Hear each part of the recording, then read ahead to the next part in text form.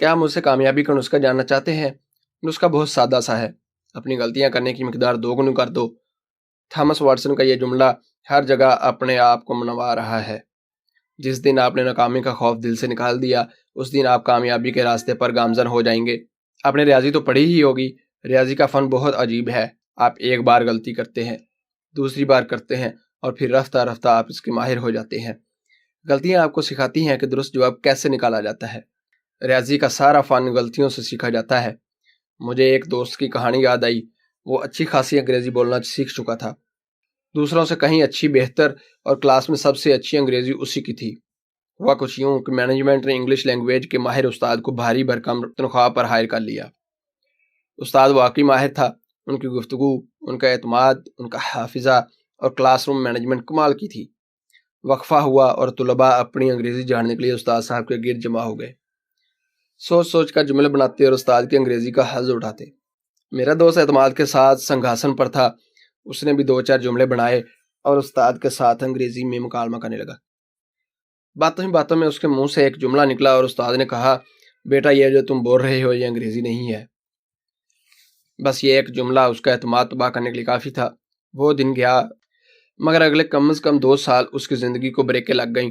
انگریزی زبان کی گہرائی میں اتر جانے کے باوجود وہ کسی سے چند جملے نہیں بول پایا، کیونکہ غلطی کا ایک انجانا خوف اس کے دل میں بیٹھ گیا تھا۔ ہوتا یہی ہے، ہمارا پورا معاشرہ اسی احساس کمتری کا شکار ہے۔ بچپن میں ایک غلطی کی سزا ایک ڈنڈا ہوتا تھا، بڑی غلطی کی سزا بھیانک ہوتی اور دنوں تک بدن سے ٹیسیں اٹھتی تھی۔ یوں ہم ایک بچے کے لاشعور میں بٹھا دیتے ہیں کہ غلطی بہت بری چیز ہے، زندگی میں کبھی غلطی مت کرنا، غلطی کی ہمیشہ سزا ملے گی۔ اس کا نتیجہ یہ نکلتا ہے کہ وہ زندگی بھر کچھ نیا کرنے سے گھبراتا ہے، وہ غلطی سے بچنے کی خاطر رسک لینا اور کچھ نیا کرنا چھوڑ دیتا ہے، وہ غلطی کے ڈر سے اپنی ترقی کے راستے بند کر دیتا ہے۔ ماہرین کہتے ہیں کہ غلطی اس بات کی دلیل ہوتی ہے کہ آپ کامیابی کے راستے پر گامزن ہو چکے ہیں۔ سب سے اہم یہ بات ہے کہ آپ اپنی غلطی پر توجہ نہ دیں، بلکہ اس غلطی کی وجہ پر غور کریں۔ مشیگن یونیورسٹی میں 123 بچوں پر ایک تجزیہ کیا گیا۔ اس سے پتہ چلا کہ جن بچوں نے اپنی غلطی پر غور کیا انہوں نے دوسروں سے زیادہ سیکھا۔ فلیمنگ نے بھی غلطی کی تھی۔ اس نے پٹری ڈش یا صخری قاب چھٹیوں پر جانے سے پہلے باہر چھوڑ دی۔ یہ ایک بھول تھی۔ واپس آیا تو ڈش آلودہ ہو چکی تھی۔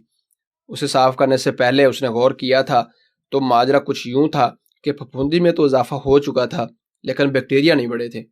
یوں اس نے پینسلین ایجاد کی جس سے بیکٹیریا کا علاج کیا جاتا ہے۔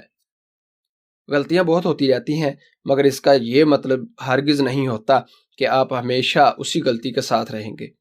آپ آگے بڑھیں اور اس کو تبدیل کریں، اسے درست کرنے کی کوشش کریں، اس میں ترمیم کریں اور تبدیلی کریں۔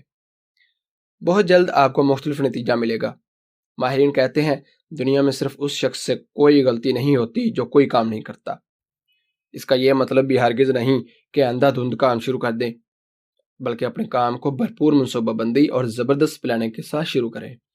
مگر ایسا نہ ہو کہ آپ صرف اور صرف منصوبوں اور ارادوں تک ہی محدود نہ رہ جائیں۔ بھرپور سوچ بچار کے بعد کام شروع کریں، زبردست محنت کریں اور نتیجہ اللہ پر چھوڑ دیں۔ انشاءاللہ وقت ثابت کرے گا کہ آپ درست تھے۔